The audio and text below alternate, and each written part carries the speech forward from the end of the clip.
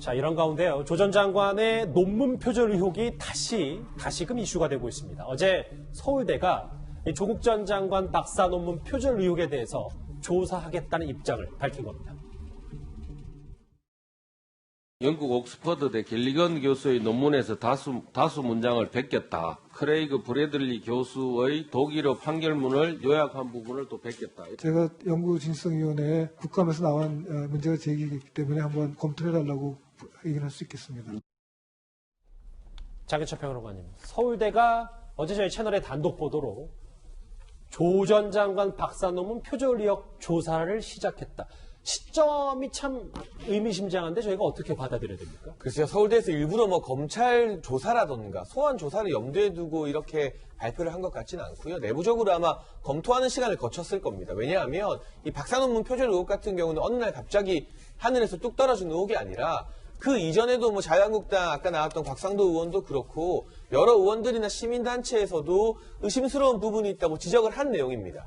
거기에 대해서 서울대 차원의 내부적인 어떤 진상조사를 거쳐서 예비조사 개시를 결정한 것이기 때문에 그동안 어느 정도 이 부분에 대해서 조사가 들어갈 가능성이 있느냐, 필요가 있느냐에 대해서 논의하는 시간이 있었던 것 같아요. 그런데 이번에 제기된 의혹을 보면 좀 상당히 구체적입니다. 예. 조국 전 장관이 1997년 미국 버클리 대학이 제출한 이 법학전문대학원에 제출한 논문 내용이 영국 옥스퍼드대 교수 그리고 미국의 또 인디애나대 교수 등 어떤 교수의 어떤 논문 내용을 발췌해서 그대로 쓴 것인지에 대해서 의혹을 제기하는 사람들이 정확하게 지적을 하고 있어요. 단순히 각주를 달지 않았다 이런 개념 정도가 아니라 다른 박사들, 다른 교수들의 논문의 일부분을 그대로 복사한 것이 아니냐는 의혹이 제기되었기 때문에 서울대에서도 진상조사에 나설 수밖에 없었다 판단이 들고요. 예비조사는 30일이 걸립니다, 최대. 그러나 제가 봤을 때 예비조사 단계에서 결론이 나기는 좀 힘들 것으로 보이고 최대 120일의 기간이 주어지는 본조사 단계로 넘어갈 것이다. 본조사가 거쳐고 난 다음에는 서울대 차원의 공식적인 발표가 뒤따르게 되지 않을까 싶습니다. 자, 그런데 조국 전 장관 지난 2008년에 한 서울대 심포지엄에서 논문 표절에 관련해서 이렇게 언급한 적이 있습니다. 같이 들어보실까요? 갑주절도라고 생각하시고 있습니다만 타인의 것이다 그러면 인용했건 요약했건 재구성했건 모든 거 안에 남의 거기 때문에 남의 거다라고 하면 밝혀야 된다는 것이 제 원칙이라고 생각합니다. 11년 전에는 논문 표절에 대해서 저렇게 입장을 밝혔었는데 조수임무장. 그런데 네. 박사 논문 말고 석사 논문도 좀 의혹의 중심에 있더라고요. 네, 이 조국 전 장관이 석사 논문을요, 소비에트 사회주의 형법 이론의 형평성 이거에 대해서 썼는데 이 논문을 보면 일본 문헌을 그대로 가져다 쓴, 출처도 없이 가져다 쓴 문장이 50여 개가 넘는다는 의혹이 제기가 됐어요. 그리고 실제로 이 부분을 대조를 해보면 그러니까 속칭 베꼈다 이렇게 이야기해도 과언이 아닐 정도거든요. 예. 그래서 이미 석사 논문 표절 의혹에 대해서는 지금 조사가 진행이 되고 있습니다. 그리고 박사 논문 표절 같은 경우에는 지난 8월 14일 날 동아일보 송평인 논설위원이 칼럼을 쓴 바 있어요. 뭐라고 썼냐면 영국 옥스퍼드대 갤리건 교수의 논문을 그대로 가져다 베꼈었다. 그러면서 그 문장을 일일이 칼럼에다가 소개를 합니다. 그리고 이 칼럼을 본 곽상도 의원이 국정감사 때 질의를 한 거예요. 그런데 공교롭게도 어제서야 서울대 총장이 곽상도 의원에게 문자를 보냈다는 겁니다. 우리가 박사 논문에 대해서도 조사를 하기로 했다. 이게 무슨 말이겠습니까? 살아있는 권력이 그만큼 무섭다는 얘기예요. 왜? 초창기에 8월 14일부터 의혹이 제기됐는데 계속 침묵을 했어요.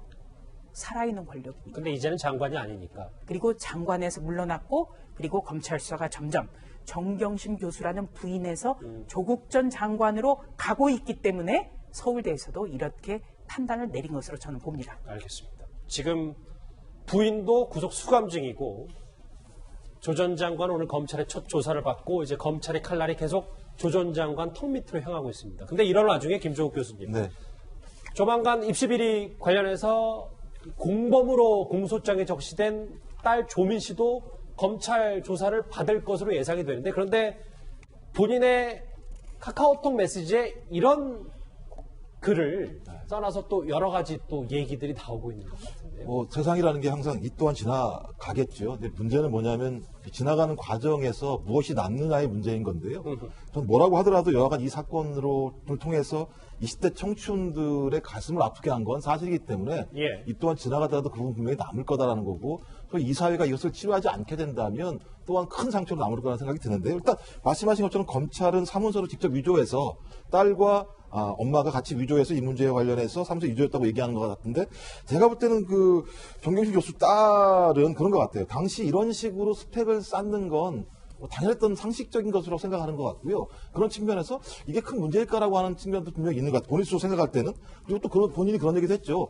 입학이 치러서 될 수도 있다. 상당히 멘탈이 좀 강한 것 같아요. 저는 멘탈이 강하기 때문에 이 또한 지나갈 수 있다고 생각할지 모르겠지만 더 중요한 문제는 소위 만약에 검찰이 얘기한 것이 사실이라면 예. 또 이런 사문서 위조를 통해서 본인이 대학에 입학했겠지만 더 큰 문제는 뭐냐면 이것 때문에 자기의 평생의 길을 얻기 위해서 열심히 노력했던 다른 어떤 사람이 탈락한다는 문제가 분명히 있는 거거든요. 전 그런 측면에서는 적어도 정경심 교수와 조국 따님 같은 경우는 이 문제와 관련해서 저렇게 예를 들면 저런 글을 올려놓은 것이 아니라 저희 사회에 자기가 어떤 상처를 줬는지에 대해서도 나름대로 같이 좀 공감하는 글을 올려야지 많은 사람들이 그 부분에 대해서 예를 들면 나름대로 좀 의미 있게 생각을 하지 저렇게 글을 쓰게 되면 아무런 예를 들면 잘못이 없다라고 생각할 수도 있기 때문에 저는 좀 이상하게도 좀 제가 볼 때 조국 교수도 그렇고 정경심 교수도 그렇고 그다음에 딸도 그렇고 사회적인 정서에 잘 공감하지 못하는 부분이 있는 것 같아요. 좀 그래서 저는 좀 자제할 필요가 있다는 생각이 듭니다. 딸 그렇고 김태현 변호사님 화면 같이 보실까요? 물론 제목은 최악의 가정 상황을 가정하는 걸 수도 있지만 아들도 관련 부분 계속 살펴보고 있다라는 게 검찰의 입장인 건 바로 아버지가 지금 입시 비리 관련해서 서울대 인권법센터 이제 인턴십 과정에서 그 부분도 혐의가 있기 때문에 아들도 이 부분 소환 조사 또 받을 수도 있고 혐의가 입증될 수도 있는 거예요. 뭐 최악의 경우인데 그거는 아직 단정적으로 말씀드릴 수는 없죠. 저 부분에 대한 것들도 뭐 얘기는 좀 있었는데 그 딸인 그 조민 씨에 비해서 사실은 크게 알려진 바가 많지는 않아서 저 부분에 대해서도 뭐 아들까지 예를 들면 뭐 기소 여부는 변론으로 하더라도 법적으로 문제가 될지 그거는 아직은 단정적으로 저희가 말씀드릴 수 있는 부분은 아니에요. 네, 다만 이 서울대 인턴 증명서 같은 경우에는 아들의 경우에는 1996년생이고요. 입시에 활용된 게 2017년이에요. 그렇기 때문에 공소시효가 남아있는 겁니다. 그렇기 때문에 오늘 검찰 관계자가 아들에 대해서도 계속 들여다보고 있다. 이 말이 저는 굉장히 의미심장하게 들렸고요. 예. 조금 전에 그 딸이 카카오톡 프로필 화면에 쓴 이 또한 지나가리라.